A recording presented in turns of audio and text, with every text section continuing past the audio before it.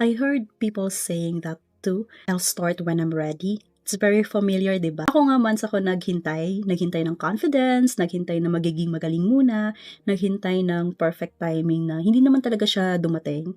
Ito yung sinasabi nila na hindi ka magiging ready ka habang ginagawa mo na.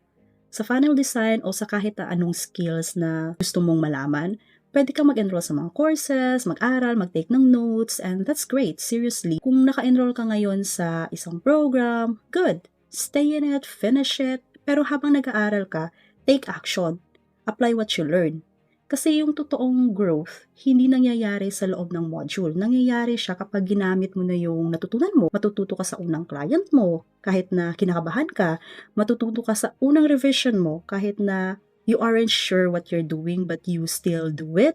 Habang nagsisimula ka pa lang, simulan mo na rin i-build yung systems mo, yung file organization mo, yung onboarding process mo, yung mga simpleng bagay na you think wala namang epekto at the moment. Pero to be honest, yun talaga yung magdadala sa'yo sa next level mo. Pag may bago kang kliyente, alam mo na yung gagawin. May sistema ka na, you're not going to start from the scratch. Hala, anong gawin ko sunod? Anong ganito, ganyan? Just start, document as you go, and then build as you grow. If may tanong ka about that or any questions or clarifications about it, just let me know.